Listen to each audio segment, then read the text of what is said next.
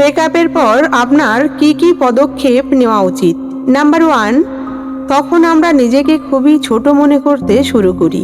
এটা কখনোই করবেন না, তাহলে নিজের প্রতি আত্মবিশ্বাস সম্পূর্ণরূপে ভেঙে যাবে। নাম্বার 2, যখনই সে আপনাকে ছেড়ে চলে যাবে তখনই আমরা খারাপ রাস্তাটাকে বেছে নেওয়ার চেষ্টা করি বা রাত জেগে জেগে তার কথা মনে করি। এটা না করে আপনি এমন কিছু করার চেষ্টা করবেন যেটাতে আপনি সবসময় ব্যস্ত থাকেন। দেখবেন কয়েকটা দিন পর তার কথা আপনার মাথায় আসবে না। নাম্বার 3, তাকে দেখানোর জন্য অন্য কোনো মানুষের ভালোবাসাতে পড়া। এটা মারাত্মক ধরনের একটা ভুল হতে পারে আপনি পরবর্তীতে যার ভালোবাসাতে পড়লেন সে আগের জনের থেকেও খারাপ একজন মানুষ।